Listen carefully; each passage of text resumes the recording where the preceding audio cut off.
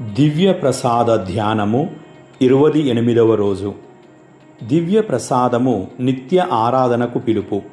క్రీస్తునందు ప్రియులారా, దేవుని వాక్కు ధ్యానించుదాం. యోహాను సువార్త 4వ అధ్యాయం 24వ వచనములో, దేవుడు ఆత్మస్వరూపి కనుక ఆయనను ఆరాధించువారు ఆత్మయందును సత్యమునందును ఆరాధింపవలయును అని ప్రభు సందేశాన్ని వింటున్నాము. కీర్తనల గ్రంథం 95:6వ వచనములో, రండి శిరము వంచి ఆయనను ఆరాధించుదము, మనలను సృజించిన ప్రభువు ముందట మోకరిల్లుదుము అని కీర్తనాకారుని ఆధ్యాత్మిక భావాన్ని ధ్యానిస్తూ ఉన్నాము. ప్రియులారా, దివ్య ప్రసాదము కేవలం స్వీకరించడానికి మాత్రమే కాదు, ఆరాధించడానికి కూడా దేవుడిచ్చిన మహావరం. దివ్య ప్రసాదములో నిజముగా సజీవంగా ఉన్న యేసు ప్రభువును ఆరాధించడం కథోలిక విశ్వాసములో అత్యంత విలువైన ఆధ్యాత్మిక సంపద. ప్రియులారా, మన జీవితంలో ఎన్నో సమస్యలు, బాధలు, ప్రశ్నలున్నాయి. వాటన్నిటికీ వెంటనే సమాధానం దొరకదు. కానీ దివ్యప్రసాద ప్రభు సన్నిధిలో కొంతసేపు మౌనంగా గడిపితే మన హృదయం శాంతితో నిండిపోతుంది. ఎందుకంటే మనం సమాధానాలను మాత్రమే కాదు, సమాధానానికి మూలమైన యేసునే కలుస్తున్నాము. ఆరాధన అంటే కేవలం ప్రార్థనలు చదవడం కాదు, యేసు ఎదుట ప్రేమతో, విశ్వాసముతో మౌనంగా ఉండడం కూడా ఆరాధనే. కొన్ని మార్లు మాటలు అవసరం ఉండవు. ప్రేమతో ప్రభువును చూడడం, ప్రభువు ప్రేమతో మనలను చూడనివ్వడం గొప్ప ప్రార్థనగా ఉంటుంది. ప్రియులారా, దివ్యప్రసాద ఆరాధన మనకు దేవునితో సన్నిహిత సంబంధాన్ని పెంపొందిస్తుంది, మనసుకు శాంతినిస్తుంది, ప్రలోభాలను జయించే బలాన్నిస్తుంది, సరైన నిర్ణయాలు తీసుకునే జ్ఞానాన్ని ప్రసాదిస్తుంది, సేవా జీవితానికి ప్రేరణనిస్తుంది. పరిశుద్ధులందరూ దివ్యప్రసాద ఆరాధనను తమ జీవితానికి కేంద్రంగా చేసుకున్నారు. అందుకే వారి జీవితాలు పరిశుద్ధతతో, ప్రేమతో నిండిపోయాయి. ప్రియులారా, ప్రతి వారం లేదా వీలైతే ప్రతిరోజు కొంత సమయాన్ని దివ్యప్రసాద ప్రభు సన్నిధిలో గడపడానికి ప్రయత్నించుదాం. ప్రియులారా, దివ్యప్రసాదము నిత్య ఆరాధనకు పిలుపునిస్తుందని ధ్యానిస్తూ ఉన్నాము. దివ్యప్రసాదము మనలను యేసుప్రభు సన్నిధిలో నిలిచి ఆయనను ప్రేమతో ఆరాధించడానికి మనల్ని ఆహ్వానించే మహత్తరమైన వరము. యేసుప్రభు దివ్యప్రసాదములో నిజముగా సన్నిహితంగా ఉంటూ మన ప్రేమ కోసం ఎదురుచూస్తున్నాడు. మనం ఆయనను స్వీకరించిన తరువాత ఆయన సన్నిధిని విడిచిపెట్టకుండా హృదయములో ఆరాధించాలి. ఆరాధన అంటే కేవలం దేవాలయములో కొంతసేపు మౌనంగా ఉండడం మాత్రమే కాదు, మన జీవితం అంతటిని దేవునికి అర్పించడం. మన ఆలోచనలు, మాటలు, పనులు, బాధలు, ఆనందాలు అన్నింటినీ యేసు పాదాల వద్ద ఉంచినప్పుడు మన జీవితం ఒక నిరంతర ఆరాధనగా మారుతుంది. ప్రియులారా, దివ్యప్రసాద ఆరాధనలో యేసు ముందు నిశ్శబ్దంగా కూర్చున్నప్పుడు మన హృదయానికి ఆయన ప్రేమను అనుభవించే అవకాశం లభిస్తుంది.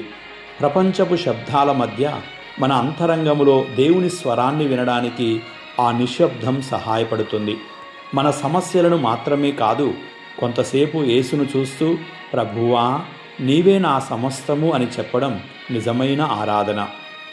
ఆయనకు కృతజ్ఞతలు తెలుపుదాం, మన పాపాలకు క్షమాపణ కోరుదాం, మన కుటుంబాలను ఆయనకు సమర్పించుదాం, అవసరంలో ఉన్న వారి కోసం ప్రార్థించుదాం. ఇలా దివ్య ప్రసాదములోని యేసుతో గడిపే ప్రతి క్షణం మన విశ్వాసాన్ని బలపరచి మన హృదయములో ఆయన పట్ల ప్రేమను మరింత పెంచుతుంది. ప్రియులారా, దివ్య ప్రసాదాన్ని స్వీకరించిన తరువాత మాత్రమే కాదు, రోజంతా యేసు సన్నిధిలో జీవించడానికి ప్రయత్నించాలి.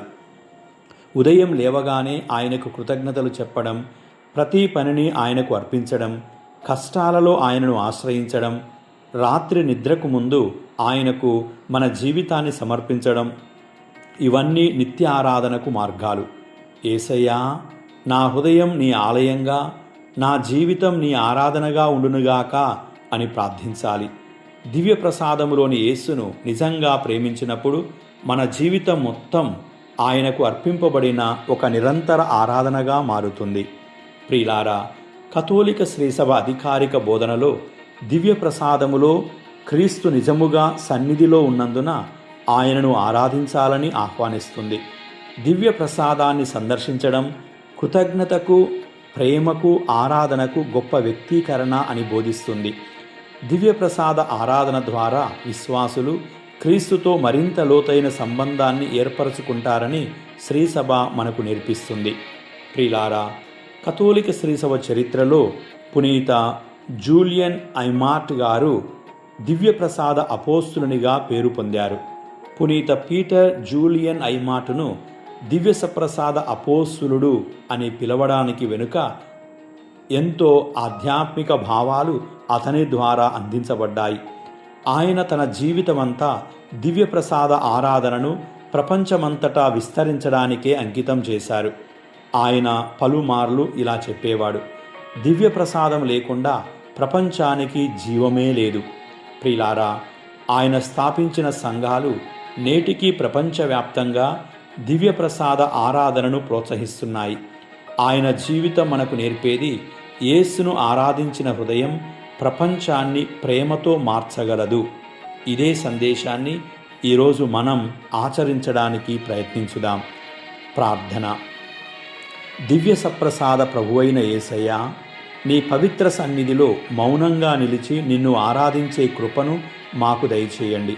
మా హృదయాన్ని మీ ప్రేమతో నింపి మా జీవితాన్ని మీ మహిమకు అంకితం చేసుకోండి. ప్రతిరోజు నీ సన్నిధిని కోరుకునే దాహాన్ని మాలో పెంపొందించండి. ఆమేన్. దివ్య ప్రసాద యేసయ్యా, నిన్నే నేను ఆరాధిస్తున్నాను. దివ్య ప్రసాద యేసయ్యా, నిన్నే నేను ఆరాధిస్తున్నాను. దివ్య ప్రసాద యేసయ్యా, నిన్నే నేను ఆరాధిస్తున్నాను. ఆమేన్.